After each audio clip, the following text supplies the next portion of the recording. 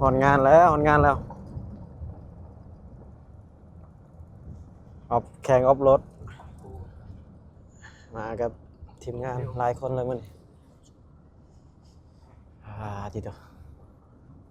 คนหลายเนาะคนหลายเนาะ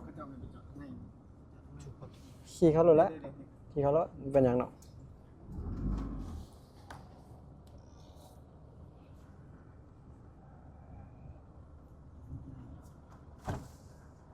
สวัสดี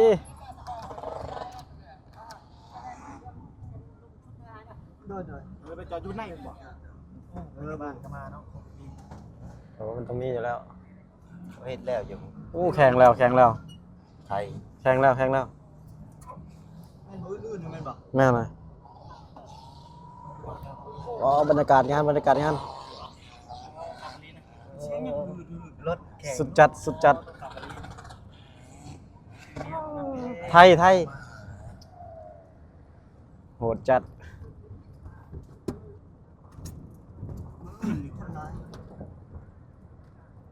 มื้อนี้มื้อแรกมื้อวานนี้เขารวมตัววัน นี่เขาเถื่อเนาะแข่งเรือบ่นี่เด็กเมื่อมีอะไรเพื่อช่วงนี้เนาะจัด ชิแข่งเขาดื้อ มีกันแข่งเจ็ตสกีเนาะก็สิขับเนาะว่าจะขายอะไรเด้อไม่ขายเลยอันนี้เนาะเพราะคันมีเงินคนซื้อขึ้นได้ พุ่นเลยไปจอดพุ่นเลย คือไงแม่น โอเค มารับชม โอ้บอลชิงหน้าไกลนี่จะดีนี่ นะไกลบ่ว่ามีเทปบอนไซว่าอยู่นี่ เอาเทปบอนไซลงมาเลย เพราะว่าไปผมมันสิบ่มีบอลชิงหน้ายังไงชิงหน้าบอกว่าสิลงไปสิ เพิ่นให้โค้งไว้พุ่นแล้วจอดต้องพุ่นรถน่ะ เอาสิกัน แม่พันซื้อน้ำกันตอนนี้กำลังซื้อน้ำ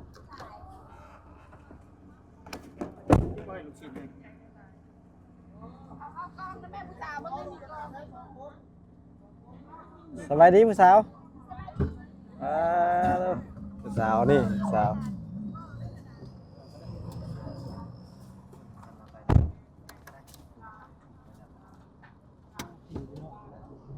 ชื่อว่าอยู่ห้างมาจากกันครับ โอ้ย ขี่ลินเทเซ่ ต้องขี่กันยากนี่ ขี่ลินเทเซ่ ปล่อยโดนคักเลยปล่อยโดนน้ำรถออฟรถ ปล่อยถึงหมดเลยยึดได้ได้ มันเป็นยังตีเขาให้ถ่ายอยู่แล้ว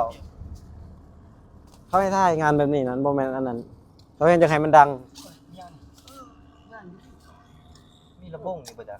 ที่มันใส่บน อ้าวเขาให้ย่างเข้าได้เคยแสดงป่ะ ว้าหุ่นมันหารถมาให้หุ่น บอกเขาบอกให้เข้าเขาบ่แม่นรถอันนั้นแหละรถมาหับส้มแล้วเขาให้จอดอยู่นี่คันซีเมนต์นะ เพราะอย่างนี้คุณ แม่นบ่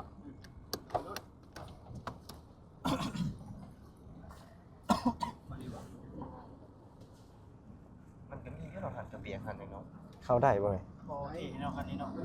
โคตรเท่เนาะมีสูคันแบบนี้เนาะมีสูยังไงไปเลยโอ้ขับเนาะเท่รีวอลนี่โอ้โหหมักขนาดแล้วแต่ว่ามันไม่มีเงินซื้อได้หรอมันไม่ได้นำเขาประเทศเขาเลย ขี่เขาเลยได้นี่ก็คักอยู่ เห็นไปน้ำใส่ก็ไม่ได้ปะ อ๋อมีตู้นั่งนอนอยู่เทิง เสีย บ่ ภาษีง่ายๆนะ สำหรับโลก มีตู้ไปอยู่เทิงอยู่ มาทั้งนั้นผมแมนตี้มาทั้งนี้ อยู่เทิง ขี่มาชื่อน้ำ ว่าขี่กันเทิงอะไรนะ ขี่ขึ้นมา จะคิดคือข่อยบ่วางนี่หันที่แรกบ่แม่นเขาจะเฮ็ดแบบซี่เขาจกคำ แมนบอกทุกค่ำอยู่นี่ ข่อยคิดว่า ที่แรกน่าจะเป็นแบบนั้น ท่าที่เบื้องภูเขา แม่นยกคำ ฮัลโหล หอนงานแล้วหอนงานแล้ว คนหลายคนหลาย แต่ว่ามันกว้างคือบ่หลายใช่เนาะ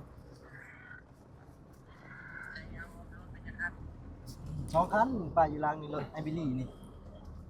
รถไอวิลลี่สองกูเลยผมครับ ล่มในคันน้ำฝนตกนี่เบื้องดินท่วมใหม่เลยนี่ เอาไปละคันหนึ่งนี่ของไอวิลลี่กูไปผูกพับให้เราคันหนึ่ง ขาดอยู่แล้ว สิลงแข่ง ทุบรถฟอร์ดอีกแล้ว คอยคอชิ่งกันได้หน่อยหนึงเด้อ ใช่เลย มี โอ้มาก ำลังจะไปเวียน ไปยังไปเอารถบ่ แม่ ตัวสิเก่งบ่นี่ แข่ง นี่เฮาฮอดบ่อนสนามแล้วสนามแข่งออฟโรดเนาะพี่น้องมี4ประเทศพี่น้องเอ้ยมีลาวเวียดนามแล้วก็ไทยแล้วก็กัมพูชาเนาะท่านผู้ชมเดี๋ยวมาที่งาน YouTube งาน YouTube เบอร์เนาะพี่น้องมากับนี่มากับคนดัง สบายดีทุกคน สวัสดีทุกคนเลยนี่บอใจทางหลังพี่น้องเลยทีมงานมา ส่ เลย วน มา4-5 คนเนาะพี่น้องมื้อนี้ จะดูจะเขาได้ โอเค เดี๋ยวครับชมทำการทำผู้ชมทีมงานรถออฟรถแข่งระดับนานาชาติอยู่ทางเมืองเซโปนมาทางบ้านพนไฮเนาะโอเค เดี๋ยวจึงไปชมกันพี่น้องเลยกำลังพากันย่างไปเบิ่งพี่น้องเลยไอ้เชี่ย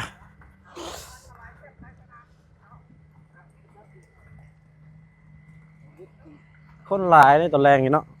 เพราะว่าอันนี้เขายังไปโรงเรียนได้นี่ได้ไปหอนค่ำอยู่นี่เป็นยังเขาโอ้เป็นห่วยเลยแหละนี่ได้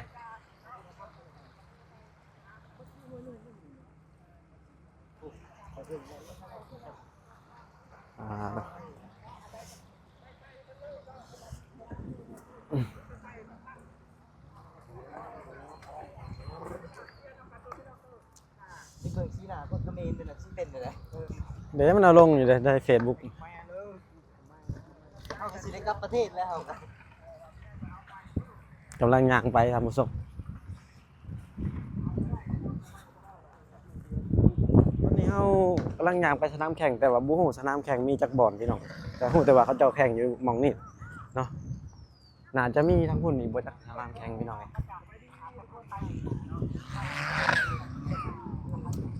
ต้องเสียงรถดังครับ มื้อนี้มากันหาคนเบา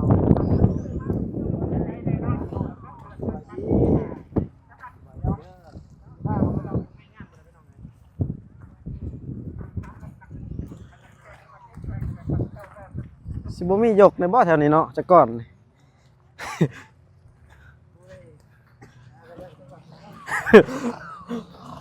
มางานเดียวจังไงรวยเลยนะ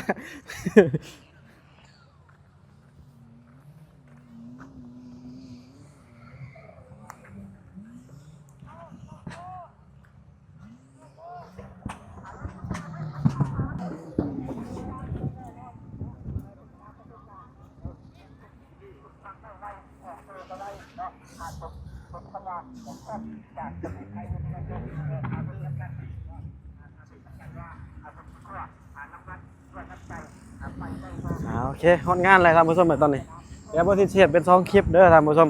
เนาะสิมีคลิปเปิดตอนกำลังแข่งรถแต่ว่าคลิปนี้เป็นคลิปที่ว่าเขากำลังเดินทางมาฮอตงานแหละถ่ายบรรยากาศในงานรอบๆให้เบิ่งก่อนเนาะท่านผู้ชมแต่ว่าบทีเชียดอีกคลิปหนึ่งต่างหากเลยเป็นคลิปที่ว่าเพิ่นกำลังเริ่มลงแข่งนะท่านผู้ชมเพราะตัวรถตอนนี้ร้ายแห้งเลยคันนี้รอเข่าเนี่ยเด้อท่านนี้รอเขาโอ้แข่งเป็นนาทีเนาะเป็นนาทีจับเวลาเลยจับเวลาไปแล้ว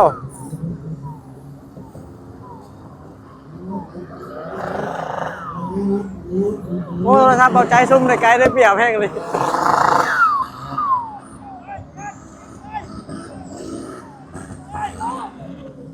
จับเวลาเดี๋ยวรอบหนึ่งจับรอบหนึ่งประมาณนั้น